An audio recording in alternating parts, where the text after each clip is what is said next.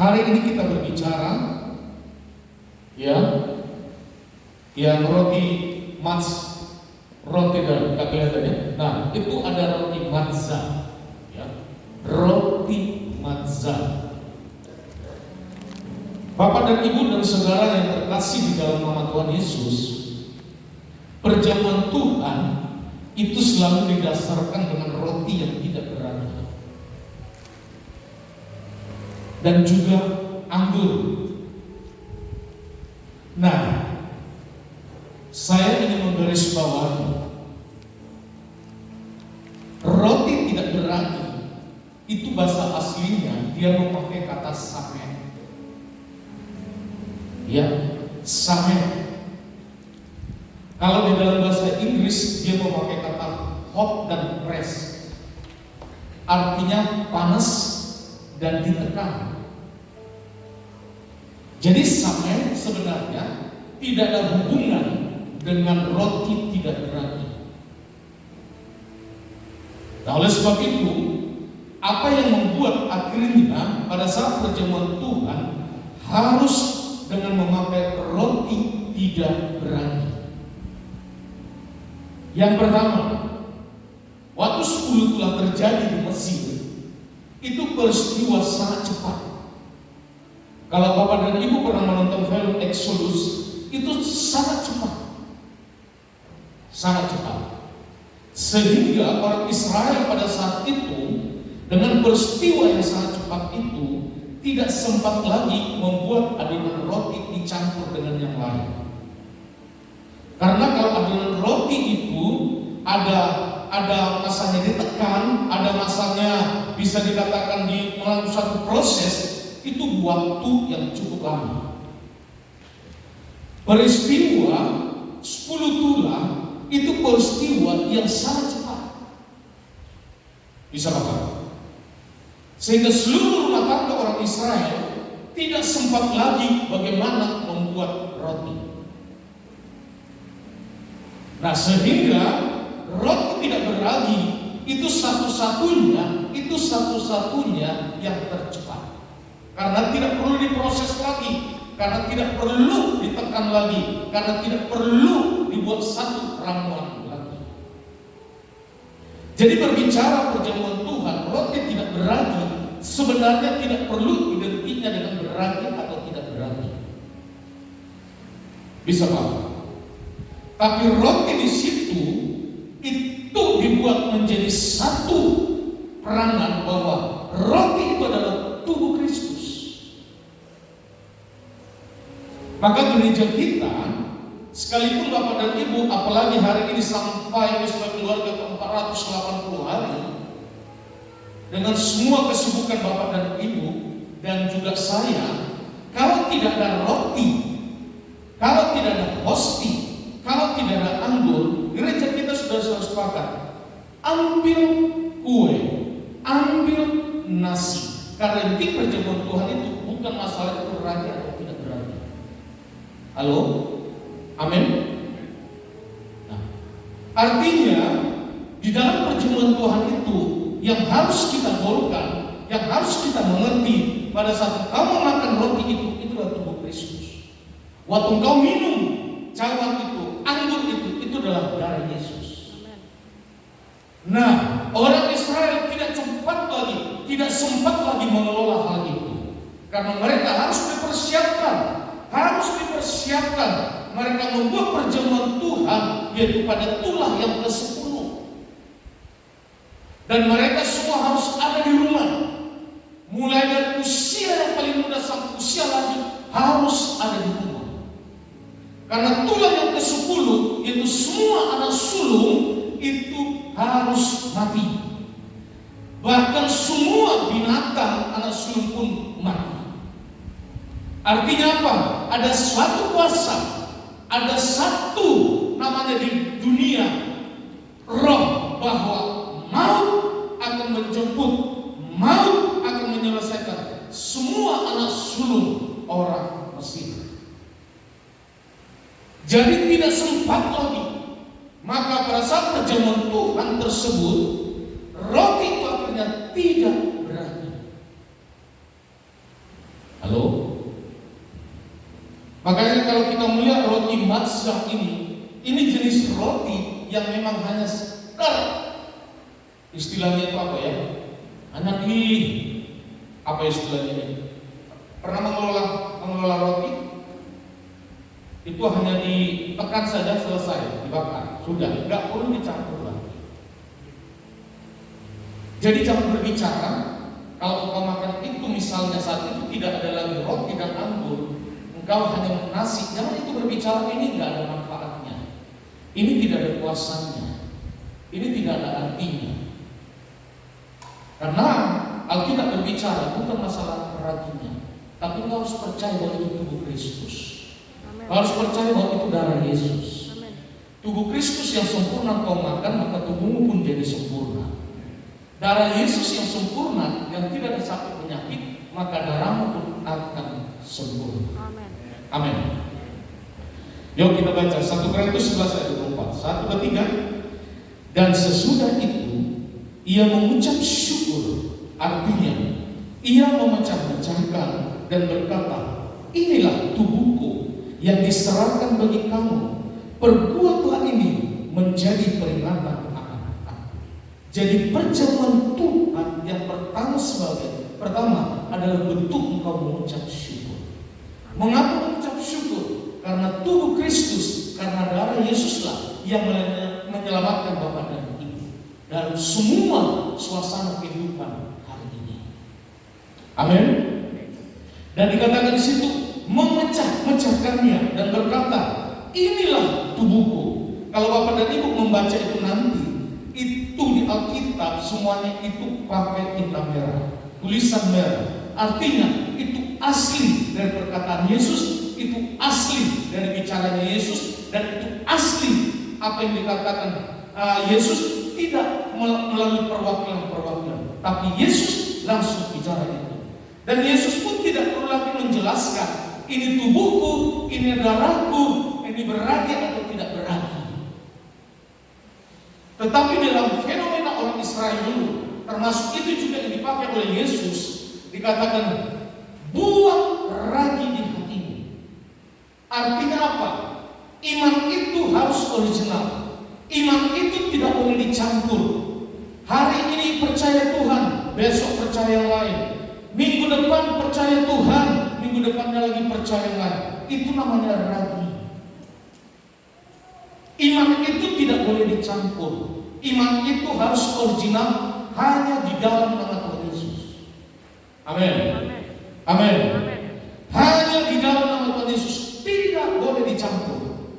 Maka kata firman, buang ragi di hatimu, buang ragi di pikiranmu, buang ragi di kepercayaanmu. Karena ragi itu berbicara tentang apa? Sesuatu campuran. Iman tidak boleh dicampur. Iman harus original, yaitu pada Yesus Kristus. Katakan amin. Lebih semangat katakan amin. Lebih semangat lagi katakan amin. Nah saat itu pun murid-murid Tuhan Yesus tidak lagi bertanya. Mereka langsung melakukannya. Hari ini begitu banyak orang di luar sana mencocok-cocokkan Alkitab firman Tuhan ayat per ayat. Hari ini kita tidak perlu lagi untuk arah ke sana. Apa yang difirmankan Tuhan langsung percaya saja. Itu lebih mudah. Halo? Dengan situasi seperti sekarang ini, ada orang di luar sana bertanya, kenapa tiap hari? Ada orang di luar sana, kenapa bukan hari ini? Ada orang bertanya sana, apa hubungannya dengan situasi seperti ini? Kalau mendengar hal-hal seperti ini, jemaat Tuhan harus menyederhanakan bahwa perjamuan Tuhan itu perintah Tuhan. Amin. Halo? Perintah Tuhan. Yuk baca ayat 25. 1, 2, 3. Demikian juga ia mengambil cawan sesudah makan, lalu berkata, cawan ini adalah perjanjian yang baru yang dimeteraikan oleh darahku. Perbuatlah ini setiap kali kamu meminumnya menjadi peringatan akan aku. Orang yang hidup dalam perjanjian baru, maka perjamuan Tuhan, waktu engkau minum anggur, waktu engkau makan itu roti, itu merupakan satu perjanjian yang baru. Gereja kita sudah harus tinggal dan hidup dalam perjanjian yang baru. Apa itu perjanjian yang baru? Yaitu perjanjian antara Bapa dan Yesus Kristus. Bukan lagi perjanjian antara Allah dengan manusia, tapi perjanjian Allah dengan Yesus. Perjanjian dengan Allah dengan Yesus itu sempurna. Perjanjian antara Allah dengan Yesus itu tuntas. Perjanjian antara Allah dan Yesus itulah yang mengatasi, yang menyelesaikan semua tuntutan hukum Allah. Maka Bapak dan Ibu dan saya sudah tinggal dalam perjanjian yang baru itu. Kalau sudah tinggal dalam perjanjian yang baru itu, berarti tidak boleh ada lagi ragu di hatimu, di pikiranmu, dalam setiap tindakanmu. Karena Tuhan mau semuanya original. Iman hanya pada Yesus. Halo? Amin. Lanjut 1 Korintus 11 ayat 26. 1, 2, 3. 1, 2, 3. Enggak kelihatan. Pakai aplikasi Alkitab aja dia. Nah, kalau begitu makanya bulan depan kita beli yang baru ya. Amin. Oke. Bulan depan kita beli yang baru, semua menabur supaya kita beli yang baru, ini juga yang baru. Karena saya bilang bulan depan kita beli yang baru saja. Amin. Kalau begitu saya aja yang baca. Nggak kelihatan ya? Aduh, kasihannya pakai kacamata juga nggak bisa ya. Nah, itu aja. Betul. 1 Korintus 11 ayat 26, 1 ke 3. Sebab setiap kali kamu makan roti dan minum cawan ini, kamu memberitakan kematian Tuhan sampai Ia datang. Jadi Bapak dan Ibu, kalau gereja kita sampai 480 hari ini, itu setiap hari. Amin. Jadi di sini kita mengambil satu kesimpulan, tidak ada satu aturan perjamuan Tuhan itu sekali setahun, 2 kali setahun, 2 kali sebulan, 3 kali sebulan. Tapi kalau kita membaca firman Tuhan ini, engkau harus melakukan itu. Bahwa pada saat engkau melakukan perjamuan Tuhan, waktu engkau makan roti, waktu engkau minum anggur itu, engkau lagi memberitakan kematian Tuhan. Sampai kapan? Sampai Yesus datang kembali. Halo? Amin. Jadi, kalau gereja kita mendapat satu tuntunan selama pandemi ini, kita harus melakukan perjamuan Tuhan sampai sudah 480 hari. Ikuti saja. Ikuti saja.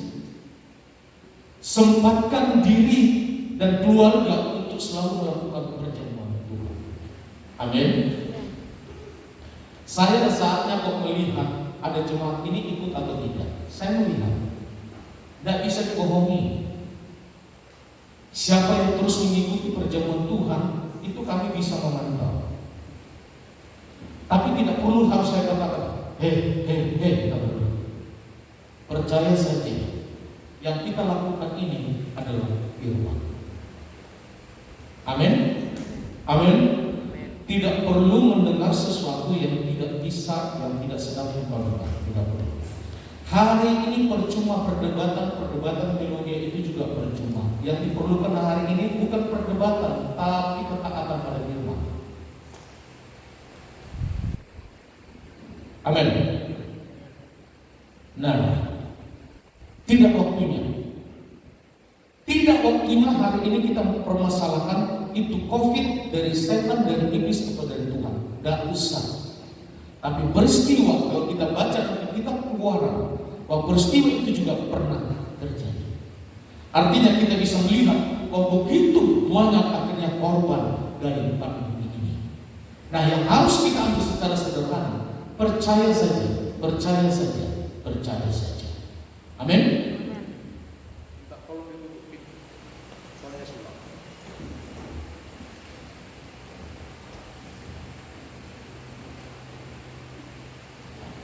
Yuk, ayat 27.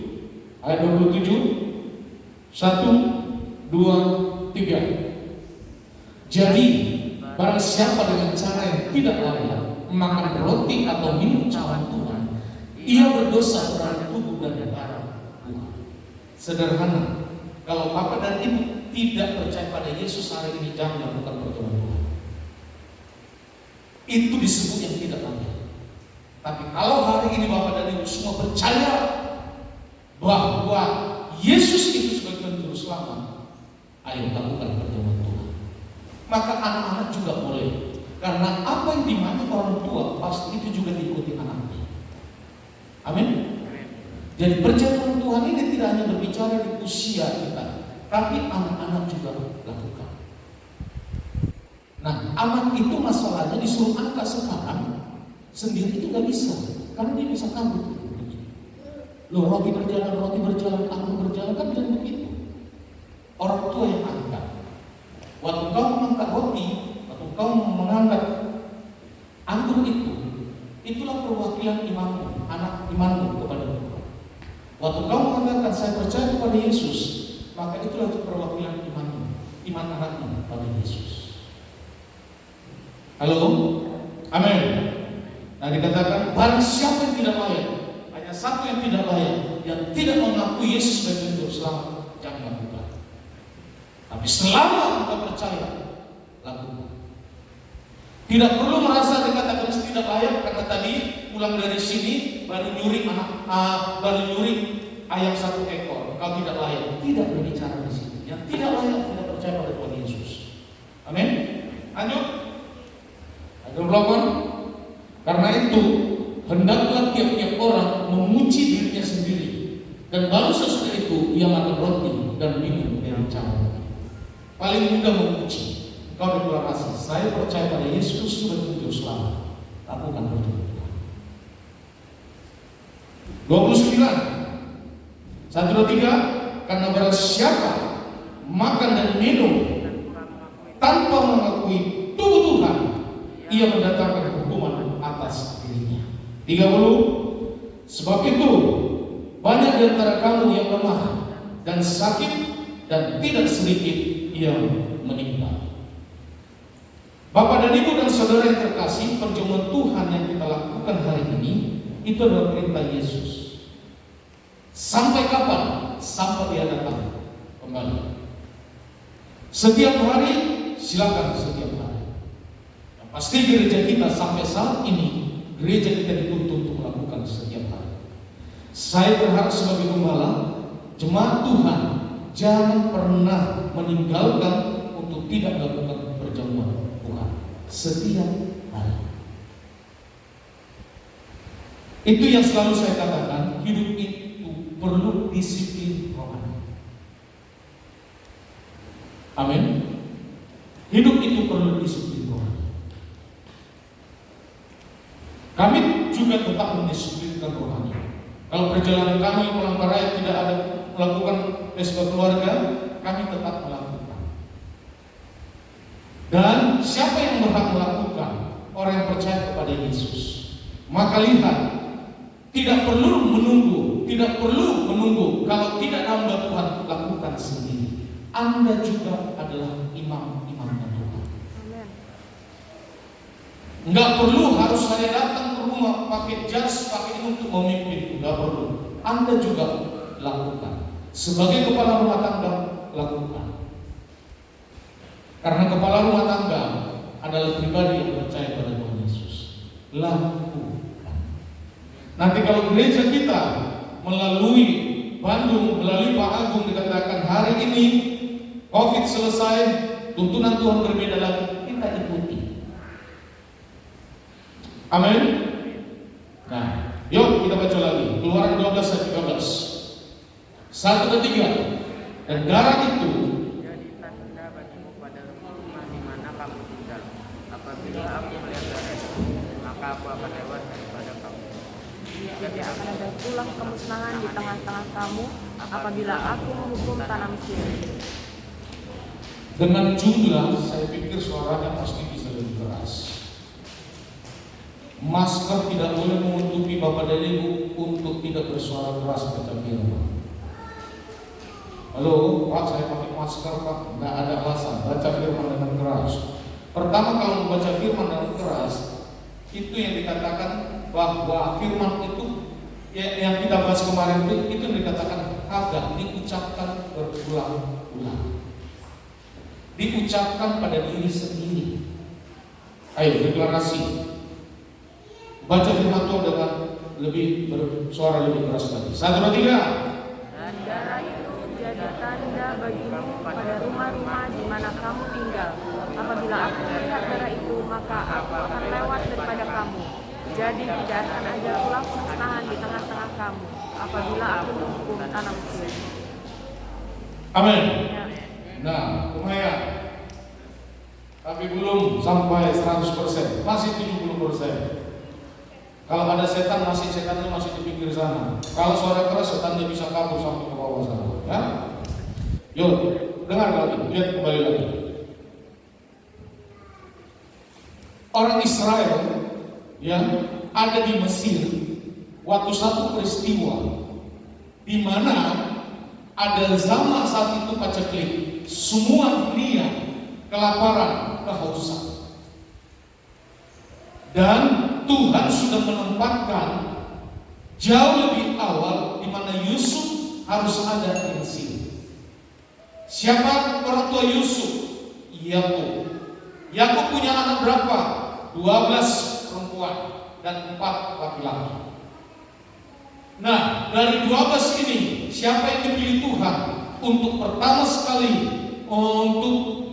untuk berbicara masa depan Israel, berbicara umat Israel? Tuhan memilih Yusuf. Waktu Tuhan memilih Yusuf untuk masuk ke Mesir, itu bukan satu proses yang sangat mudah. Yusuf ditolak oleh saudaranya. Yusuf dimasukkan ke dalam lubang sumur. Yusuf dijual ke tempat rumah perbudakan. Setelah ada di Mesir, Yusuf pun difitnah oleh istri Potifar. Begitu banyak terjadi. Waktu Yusuf masuk penjara, maka juru minum dan juru roti pun tidak memberitahukan bagaimana Yusuf ada di penjara. Dan mereka pun meninggalkan Yusuf. Notabene bahwa peristiwa Yusuf untuk masuk ke Mesir itu mengalami proses yang begitu sulit. Tapi kita bisa melihat Yusuf tidak pernah putus asa. Yusuf tidak pernah mundur dari Tuhan. Yusuf pun tidak mau bisa dikatakan memiliki balas dendam untuk setiap orang yang berbuat masalah ataupun yang fitnah dia. Yusuf tetap tegar. Karena apa? Yusuf sudah tahu bahwa dia dipilih Tuhan untuk menyelamatkan orang Israel. Amin. Setelah posisi Yusuf menjadi orang kedua di Mesir, yang pertama itu Firaun sebagai orang pertama.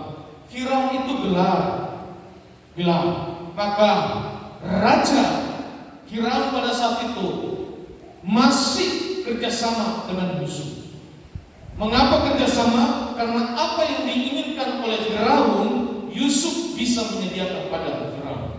Maka lihat, Firaun menyerahkan semua kekuasaan di kota Mesir, di bangsa Mesir kepada Yusuf, termasuk mengelola semua makanan, mengatur semua lumbung-lumbung diserahkan kepada Yusuf.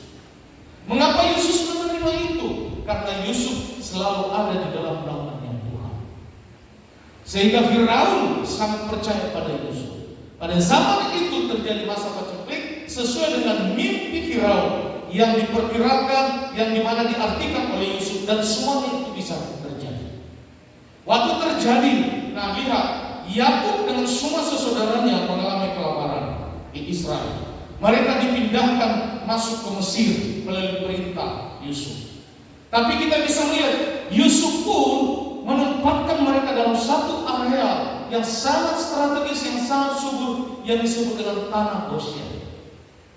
Di tanah Goshen inilah Yakub dengan semua keponakan, dengan semua saudaranya itu ada di tanah Goshen. Mereka masuk dengan jumlah 70 orang.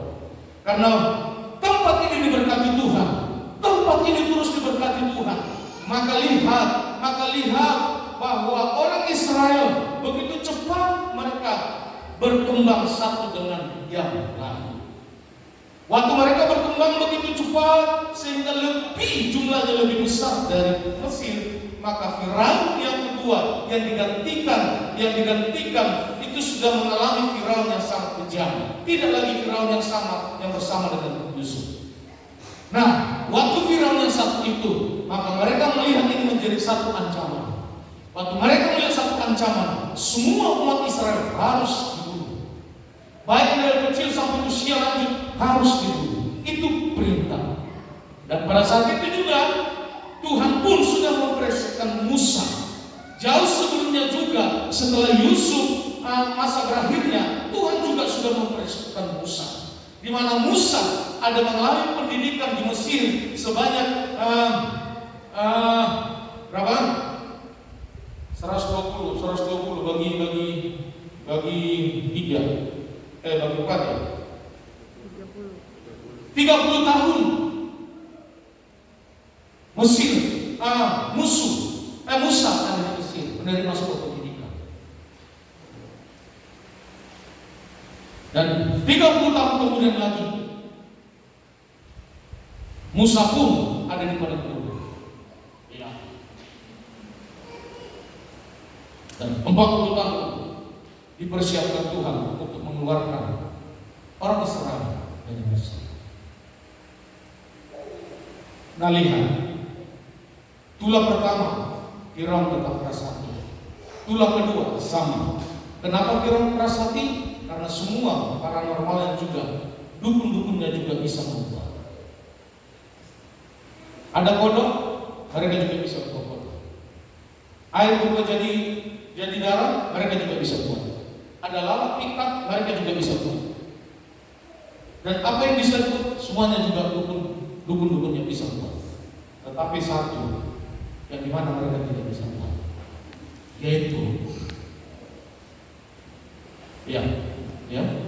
semua anak sulung Mesir mati. Dan perintah Tuhan, semua umat Israel masuk rumah, buat perjamuan Tuhan. Tidak boleh keluar, tidak boleh. Dan syarat yang kedua, semua pintu dioleskan dengan darah anak domba. Perintah. Dan umat Israel tidak ada yang melawan, semua mati.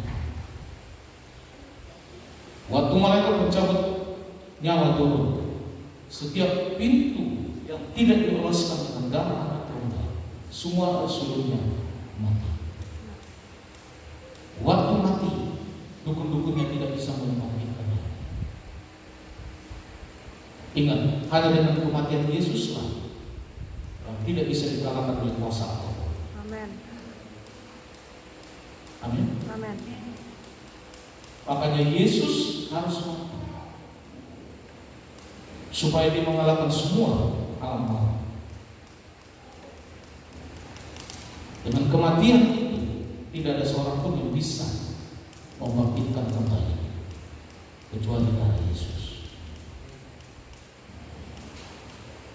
Hari ini kita tetap menghormati pemerintah. Banyak di rumah, banyak saja di rumah. Percaya saja, berkatmu tanpa tahu otak hati, tanpa kau meluruskan Tuhan pasti nolong. Amin. Banyak raja wali yang akan Tuhan kirim padamu. Banyak berkat-berkat Tuhan yang akan Tuhan kirim padamu. Amin. Hari ini ibadah yang hadir ribuan, yang hadir ratusan, itu tidak menjadi fenomena yang baik dalam hari ini. Justru pemerintah melarang. Apa yang selama ini menjadi satu fenomena yang membuat kita lihat, yang membuat kita dengar, itu seperti menunjukkan semuanya disuruh diam. Maka kita bersyukur kalau disuruh memilih onsite dan online, tetap lebih baik onsite. Kita tetap buka mata. Betul? Waktu saya misalnya online begini, Bapak dan Ibu sambil makan gorengan, mata saya tahu waktu online. Betul tidak? Tapi hari ini yang geleng-geleng kepala mungkin setengah sadar pun saya lihat. Amin. Kembali lagi, kita harus bersyukur. Kita harus bersyukur. Keluaran 12 ayat 13 FHIH berkata begini, darah yang kamu taruh pada ambang pintu akan menjadi bukti bahwa kamu menaati aku. Apabila aku melihat darah itu, maka aku akan lewat saja dan tidak akan membinasakan anak-anak sulungmu pada waktu aku memukul negeri Mesir. Kita semua percaya bahwa seluruh jemaat BFA tidak akan mengalami namanya kematian karena COVID. Amin. Amin. Amin. Ya. Semua yang Tuhan tuntun hari ini kepada kita itu berbicara bahwa tubuh Kristus, darah Yesus itu berbicara kematian Yesus. Beritakan terus kematian, karena melalui kematian Yesuslah ada kebangkitan. Melalui kematian Yesuslah ada keselamatan. Melalui kematian Yesuslah ada pembebasan. Melalui kematian Yesuslah semua sakit penyakit pun tunduk pada darah Yesus. Amin. Hanya dioleskan seluruh pintu-pintu umat Israel, maka alam maut melewatinya. Darah Yesus. Darah Yesus. Bilangan 21 ayat 8 berkata, maka berfirmanlah Tuhan kepada Musa, buatlah ular tedung dan taruhlah itu pada sebuah tiang. Maka setiap orang yang terbangun jika ia melihatnya akan tetap hidup. Peristiwa umat Israel tentang mirip seperti pandemi ini bukan satu dua kali. Termasuk zamannya Musa. Waktu mereka ada di padang belantara, waktu mereka ada di padang gurun, apa yang membuat sehingga ular itu harus mematuk mereka? Karena dosa bersungut-sungut, dosa ngomel-ngomel, dosa ngomel-ngomel, dosa yang tidak mau bersyukur. Bapak dan Ibu ingat bahwa orang tidak bersyukur itu sebenarnya juga adalah melakukan dosa. Jadi dosa itu tidak hanya berbicara membunuh orang, mencuri, tapi Bapak dan Ibu dan kita semua kalau selalu bersungut-sungut, tidak mau ucap syukur, itu juga dosa. Nah lihat, setiap ada satu hukuman, Tuhan pun selalu memberikan solusi. Dan solusi dari Tuhan itu pun melebihi daripada yang lain. Tuhan hanya menyuruh Musa, buatkan tongkat, buatkan tiang dari ular tembaga. Siapa yang langsung melihatnya, langsung sembuh. Firman Allah tidak mengatakan siapa yang mendatangi tiang itu. Karena kalau berbicara mendatangi tiang itu masih butuh waktu, butuh tenaga, butuh pikiran. Tapi firman Tuhan jelas mengatakan siapa yang memandang. Artinya yang semuanya itu yang lagi dipatok ular, matanya masih tetap sehat, bisa memandang. Tapi disuruh memandang pun yang praktis, tetap saja mereka masih bersungut-sungut. Maka banyak yang dipatok ular dan mati. Hari ini tidak perlu berdebat masalah pandemi. Engkau percaya saja darah Yesus membungkusmu, darah Yesus membalutmu, darah Yesus memagarimu, darah dan tubuh Yesus itu membentengimu. Kita semuanya sehat. Amin. Amin. Amin. Kurang semangat, amin. Amin. Tuhan itu selalu membuat kepada kita bukan hal yang rumit, sangat sederhana. Gereja kita disuruh melakukan perjamuan Tuhan, lakukan. Tidak ada yang sulit melakukan perjamuan Tuhan. Tidak perlu harus mencari roti kemana-mana. Kalau tidak ada lagi, apa yang ada? Amin. Kalau tidak ada anggur, air putih, air hitam ada Pak, silakan juga. Tidak tahu air hitam atau apa. Tapi intinya, kau harus percaya, darah itu darah Tuhan, tubuh itu. Waktu masuk yang sempurna padamu, yang tidak sempurna, maka tubuhmu pun jadi sempurna. Amin. Kita bisa melihat lagi, begitu banyak nubuatan yang terjadi, termasuk masalah kayu ya. 2 Raja-Raja 6 ayat 1. Yuk kita baca 2 Raja-Raja 6 ayat 1. 1, 2, 3. Pada suatu hari berkatalah Nabi, kepada Elisa, cobalah lihat tempat tinggal kami di dekatmu. Ini adalah terlalu sesak bagi kami. Lihat nih, dia itu bersungguh-sungguh. Siapa yang bersungguh? Para imam. Nabi juga bersungguh-sungguh. 2 Raja-Raja 6 ayat 2, 1, 2, 3. Baiklah kami pergi ke sungai Yordan dan masing-masing mengambil satu balok dari sana, supaya kami membuat tempat tinggal untuk kami. Jawab Elisa, pergilah. Lanjut. Baiklah kami pergi ke sungai Yordan dan masing-masing mengambil satu balok dan dari sana, supaya kami membuat tempat tinggal untuk kami. Jawab Elisa, pergilah. Ayat 4. Ayat 4. Hah? Ayat 3 ya? Ayat 3 dulu, ayat 3. Yuk, 1, 2, 3. Lalu berkata seorang, silakan ikutlah hamba-hambamu ini. Jawabnya, baik, aku akan ikut. Lanjut, ayat 4. Maka ikutlah ia dengan mereka. Setelah mereka sampai di sungai Yordan, mereka pun menebang pohon-pohon. Lanjut. Dan terjadilah ketika seorang sedang menumbangkan sebatang pohon, jatuhlah mata kapaknya ke dalam air. Lalu berteriak-teriaklah ia, wahai Tuanku, itu barang pinjaman. Nah, tetapi berkatalah abdi Allah, kemana jatuhnya? Lalu orang itu menunjukkan tempat itu kepadanya. Kemudian Elisa memotong sepotong kayu, lalu dilemparkannya ke sana. Maka timbullah mata kapak itu di umatnya. Halo? Apa hubungannya sebatang kayu dilemparkan kepada kapak dan terlepas masuk ke dalam air? Dan apa hubungan setelah dilemparkan ke tempat itu, kapak itu nongol ke atas? Tidak mungkin, karena berbicara kapak itu pasti bahannya dari besi. Betul tidak? Pernah tak kapak terbuat dari bangkai? Itu dari besi. Berbicara besi berarti dia lebih berat dari air, pasti terberat. Tapi abdi Allah itu hanya menyuruh ambil sebatang kayu. Dia melemparkan ke tempat kapak yang lagi masuk ke dalam air, dan kapak itu muncul ke atas. Banyak yang tidak masuk akal. Bisa bukan? Akalmu dan akal saya itu sebenarnya sangat sempit untuk menerima semua karya Tuhan.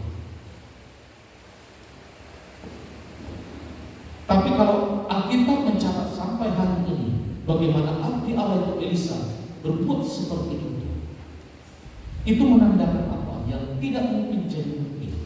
Artinya berbicara kayu, Yesus pun sudah menuntaskan semua yang tidak mungkin jadi mungkin melalui salib yang kayu ini, yang terbuat dari kayu inilah yang menyelamatkanmu hari ini dan menjadi pemilik surga. Amin. Amin. Kalau orang menerima salib dengan akalnya, dengan orang tadi melihat sesuatu yang muncul ke permukaan itu kapak tadi dengan kayu, maka tidak akan pernah masuk akal. Maka hal seperti ini, ada saatnya akal kita itu tidak bisa nyambung untuk menerima. Maka ada satu yang bisa menerima, yaitu iman. Iman di dalam Yesus akan menyempurnakanmu. Elisa, dia adalah abdi Allah. Kalau dia melakukan itu, bukan karena Elisa berdiri sendiri, ada kuasa di balik Elisa. Amin. Jadi kalau hari ini kita berbicara tentang salib terbuat dari kayu, yang tidak mungkin tadi kapak nongol menjadi nongol, yang tidak mungkin dapat diselesaikan, semua yang dia melalui kayu salib, keselamatanmu dan keselamatan saya, Tuhan sediakan. Ini yang membuat kita sangat bersyukur menjadi umat percaya. Karena itu Tuhan itu tidak ada yang sulit. Tuhan tidak mau anak-anaknya itu mengalami hal-hal yang sulit. Kita hanya disuruh percaya, dan terus percaya. Amin. Sehingga 2 Raja-Raja yang 7 berkata, lalu katanya, ambillah. Orang itu mengulurkan tangannya dan mengambilnya. Artinya kapak tadi yang nongol ke permukaan, berarti kan dia masih ada waktunya ada di atas air, sehingga orang itu bisa mengambil. Jadi waktu muncul nggak langsung tenggelam, masih ada di atas air. Bayangkan kapak ada di atas air, kalau bukan mujizat dari Tuhan, sehingga orang itu bisa mengambil. Amin. Perjamuan Tuhan yang kemarin kita lakukan jangan sepelekan. Justru hal yang sederhana yang Tuhan perintahkan itu yang membuatmu dengan orang lain tampil beda. Amin. Keluaran 15 ayat 25. Yuk kita baca lagi. Keluaran 15 ayat yang ke-25. 1. Keluaran 15 ayat 25. 1 dan 3. Musa berseru-seru kepada Tuhan, dan Tuhan menunjukkan kepadanya sepotong kayu. Musa melemparkan kayu itu ke dalam air, lalu air itu menjadi manis. Di sana diberikan Tuhan ketetapan dan peraturan kepada mereka, dan di sana Tuhan mencoba mereka. Ayat 26.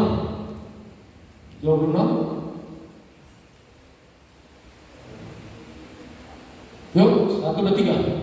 Firman-Nya, jika kamu sungguh-sungguh mendengarkan suara Tuhan Allahmu dan melakukan apa yang benar di matanya, dan memasang telingamu kepada perintah-perintahnya, dan tetap mengikuti segala ketetapannya, maka aku tidak akan menimpakan kepada penyakit manapun yang telah kutimpakan kepada orang Mesir, sebab aku Tuhanlah yang menyembuhkan.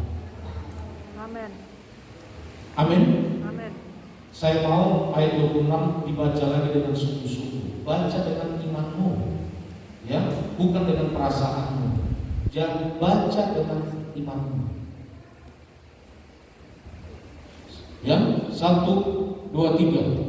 Firman-Nya, jika kamu sungguh-sungguh mendengarkan suara Tuhan Allahmu dan melakukan apa yang benar di matanya, dan memasang telingamu kepada perintah-perintahnya, dan tetap mengikuti segala ketetapannya, maka aku tidak akan menimpakan kepadamu penyakit manapun yang telah kutimpakan kepada orang Mesir, sebab aku Tuhanlah yang menyembuhkan engkau. Amin. Jadi jenis doa yang diajarkan kepada kita dalam perjanjian yang baru ini, janganlah dikatakan Tuhan sembuhkan saya. Katakan Tuhan engkau penyembuh. Engkaulah keselamatan, dan saya sudah sembuh.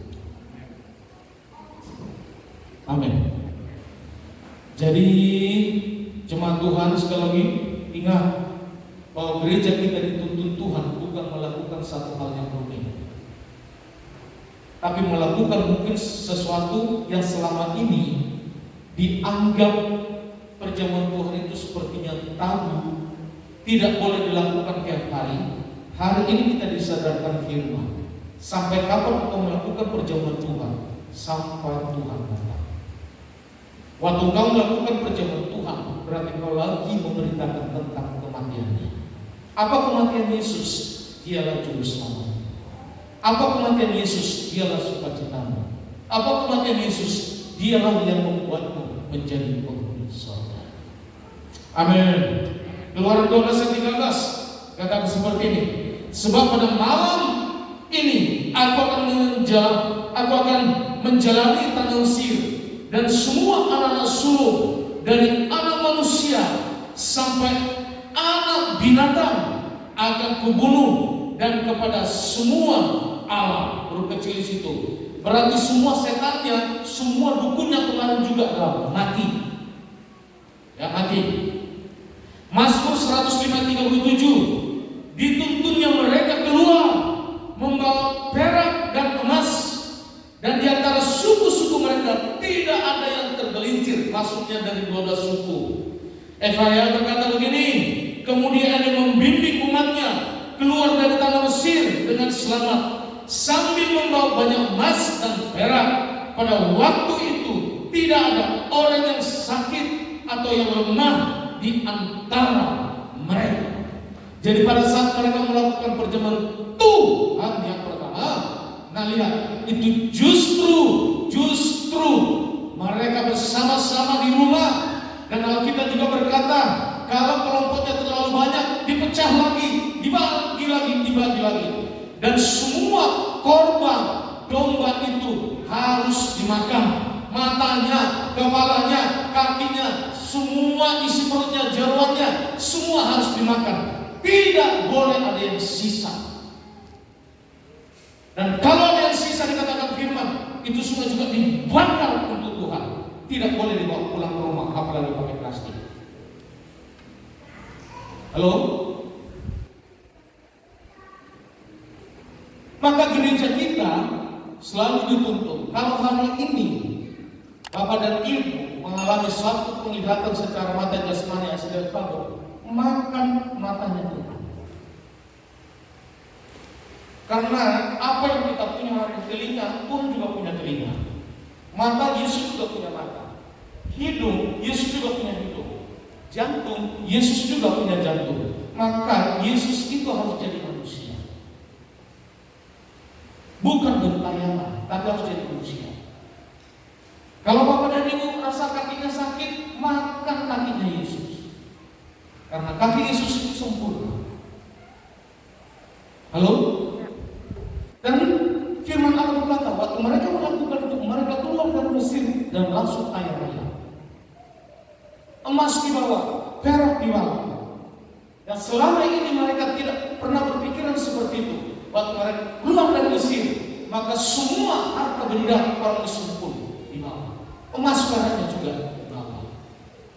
Tapi orang kalau sudah diberkati seperti Israel ini tidak bersyukur, nah lihat, langsung bersungguh-sungguh. Dilihat Musa tidak ada, mereka langsung membuat lagi patung emas perak untuk disembah. Dari mana? Dari hasil yang mereka bawa tadi.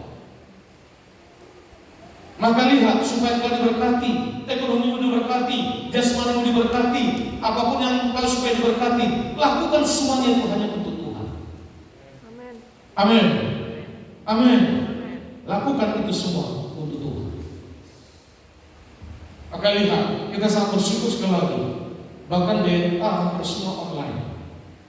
Kemarin Zoom hanya Kuala Puro sama Manado yang kita konsen. Kita bersyukur. Amin. Kita bersyukur. Jadi perjamuan Tuhan semua harus mengikuti. Kalau nggak ada gereja, di rumah masing-masing harus ikuti. Ya, supaya lebih enak, beli roti saja atau kue potong. Dan kalau tidak ada anggur, air putih dosa. Amin. Ini disiplin rohani kita. Kita tidak membuat hal-hal ini disiplin rohani. Berbicara disiplin berarti ada aturan. Dan aturan yang ditetapkan oleh gereja tidak ada aturan firman. Ini kita hari 480, tetap lakoni. Kalau Pak Agung mengatakan sampai kapan? Sampai pandemi selesai. Kita berdoa supaya tahun depan itu selesai. Amin. Tapi tidak ada jaminan seperti apa dampak ke depan. Dampak ke depan ini selesai pandemi. Orang-orang pintar mengatakan, orang-orang profesor, ahli-ahli mengatakan bahwa 3-4 tahun ke depan dampak ekonomi juga masih ada. Jadi kalau hari ini kita bisa beribadah, itu kita harus selalu bersyukur. Amen. Bersyukur, bersyukur, bersyukur, bersyukur. Amin. Kalau ada anak-anak bapak dan ibu masih ngomel-ngomel, suka menggerutu, cerewet, bersyukur. Di luar sana masih menginginkan, banyak menginginkan punya anak. Kalau hari ini Bapak dan Ibu masih bisa makan, apalagi ikan patin yang selalu kaya, bersyukur. Di luar sana menginginkan banyak orang mau makan ikan patin, khususnya di Kupang sana itu hampir tidak ada ikan patin. Semuanya harus bersyukur. Dan bentuk ucapan syukurmu, disiplinlah juga ibadah. Amin. Disiplin ibadah. Supaya apa? Supaya kita semua selalu diberkati oleh Tuhan. Kita percaya bahwa gereja kita ini akan selalu Tuhan topang, akan selalu Tuhan pelihara, akan selalu Tuhan berkati. Amin. Sebelum saya tutup firman Tuhan hari ini, kita kembali lagi bersyukur bahwa bahan-bahan untuk membuat ini, plafon ini sudah ada. Senin mungkin nanti diantar sampai di tempat ini. Dan ada beberapa pohon ketapang juga saya beli, ada 3. Nanti kita tanam pohon ketapang di sini. Karena pohon ketapang itu tempat berlindung sangat enak. Nah kalau ada 3 di sini berarti juga nanti tempat untuk tambah-tambah, jangan hanya berpacaran di pohon ketapang ini. Jadi bisa juga pacaran di situ, tapi khusus yang sudah berkeluarga, belum berkeluarga nggak boleh pacaran di situ. Haleluya, amin. Kita harus tetap percaya, kita harus tetap punya iman bahwa pendiri apapun tidak boleh membatalkan iman. Pendiri apapun tidak boleh membuat engkau tidak semangat. Covid ini tidak boleh membuat engkau patah hati. Covid ini juga tidak boleh membuat drop, harus mengenai. Kenapa? Karena kau bersama Tuhan. Tuhan yang kesembahan saya adalah Tuhan yang hebat, yang dahsyat, yang luar biasa, yang ajaib. Kita semua akan selalu sehat, kuat, makmur, panjang umur, dan amin. Amin. Semua bangkit berdiri. Haleluya. Haleluya. Haleluya Tuhan.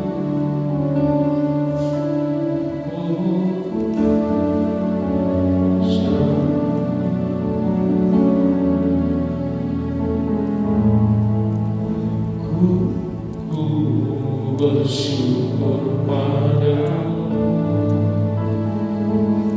Kau Tuhan yang mengasihiku.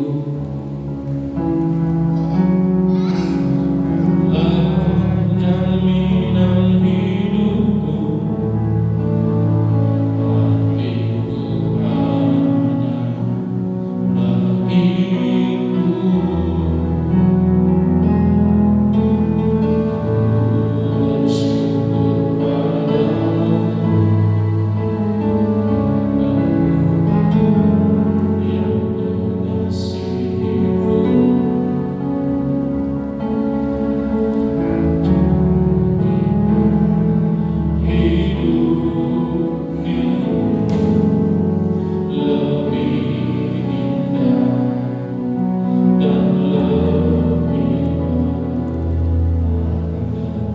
Mari semua ambil anggur dan roti.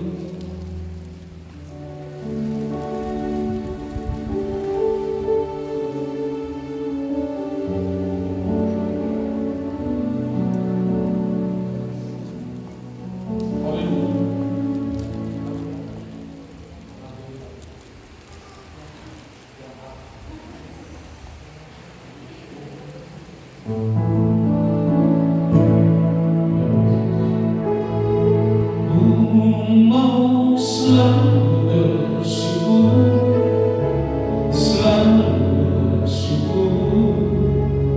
Kau Tuhan yang setia, yang selalu menopang. Ku mau selalu bersyukur, selalu bersyukur. Kau Bapa-Ku yang setia.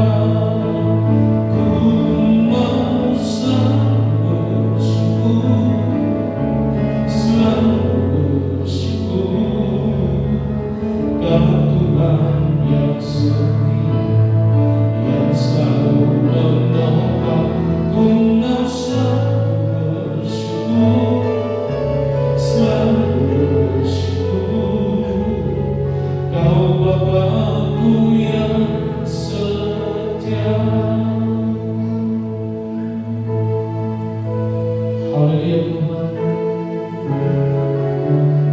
Dengan apa-Ku membalas kasih yang Ku terima darimu. Dengan apa-Ku membalas cinta. Oh Yesusku, ku mau selalu bersyukur, Kau Tuhan yang setia, yang selalu menolong. Ku mau selalu bersyukur,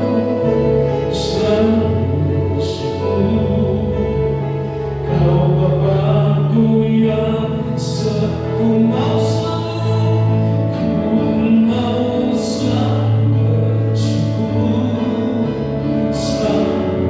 bersyukur, Kau Tuhan yang setia, yang selalu menolong. Ku mau selalu bersyukur,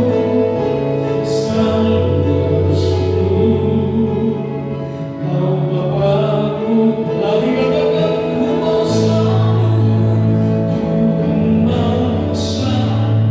bersyukur,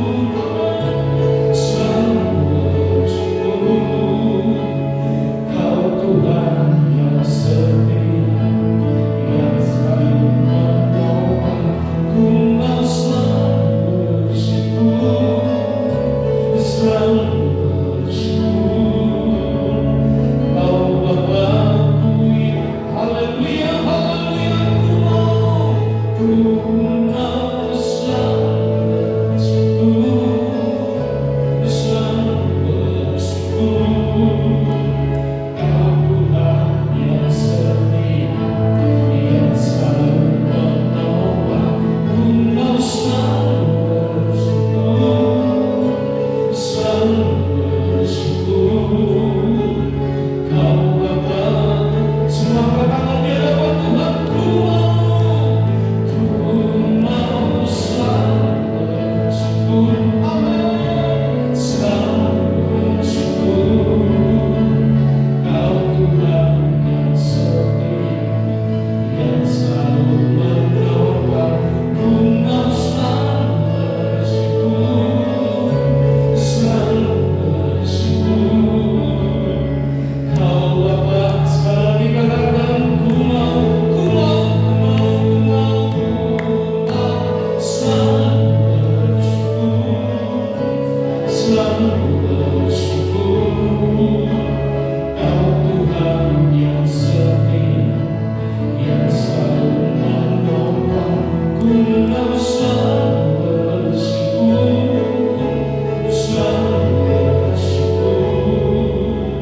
Kau Bapa-Ku yang setia, Kau Bapa-Ku yang setia, Kau Bapa-Ku yang setia.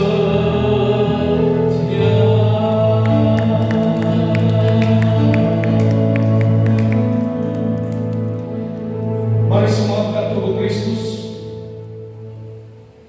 Bapa, di dalam nama Tuhan Yesus hamba berdoa untuk semua anak-anak-Mu hari ini.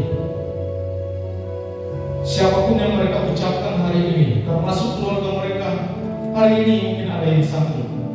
Melalui perjamuan Tuhan yang mereka lakukan hari ini, semua keluarganya sehat, orang tuanya sehat, anak-anaknya juga semuanya sehat. Terima kasih Bapak. Masa pandemi yang hari ini masih ada, kami percaya, kami tinggal dalam rumah, Tuhan akan lindungi. Bahkan sekalipun kami ada di luar rumah, perlindungan Tuhan juga tetap ada pada kami. Karena kami percaya perjamuan Tuhan hari ini tidak hanya sekedar yang dibuat secara rutinitas, tapi kami percaya apa yang terjadi di umat Israel waktu di Mesir, semua anak sulung, semua satu keluarga selamat. tidak ada yang mengalami kematian fisik. Mereka semuanya selamat, dan itu pun terjadi pada semua keluarga kami. Semuanya selamat di masa pandemi ini. Kami percaya Tuhan bahwa melalui perjamuan Tuhan ini pun berbicara tentang apa yang Yesus lakukan terhadap kami lebih dari segalanya. Kami percaya pada saat kami mengangkat roti di atas kepala kami, di dalam tubuh Kristus yang sudah tercabik-cabik untuk keselamatan kita, bahkan untuk hal-hal yang tidak mungkin, semuanya menjadi mungkin. Kalau ada yang percaya dalam tubuh Kristus, maka semua tubuh pun akan sehat di dalam nama Tuhan Yesus. Mari silakan.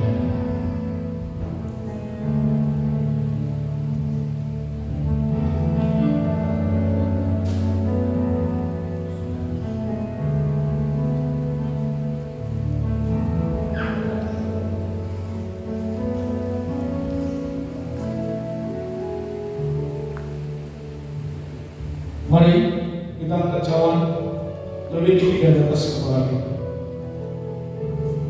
Ini adalah nama Yesus.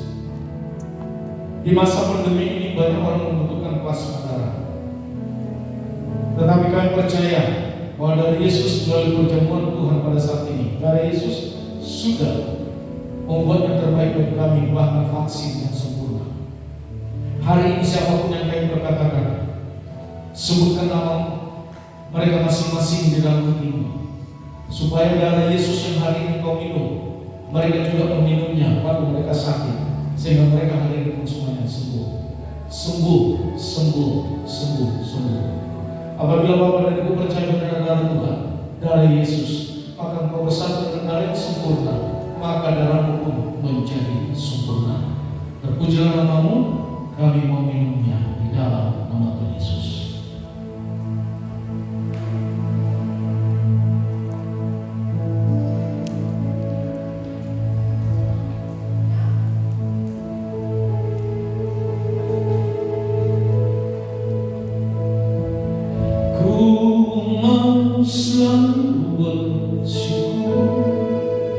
Selalu bersyukur, Kau Tuhan yang setia, yang selalu menopang.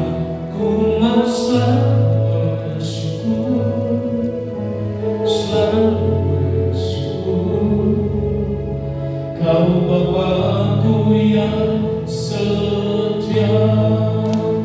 Ku mau selalu bersyukur, selalu bersyukur, Kau Bapa yang setia, yang selalu menolong. Ku mau selalu bersyukur, selalu bersyukur, Kau Bapa-Ku. Sekali katakan, ku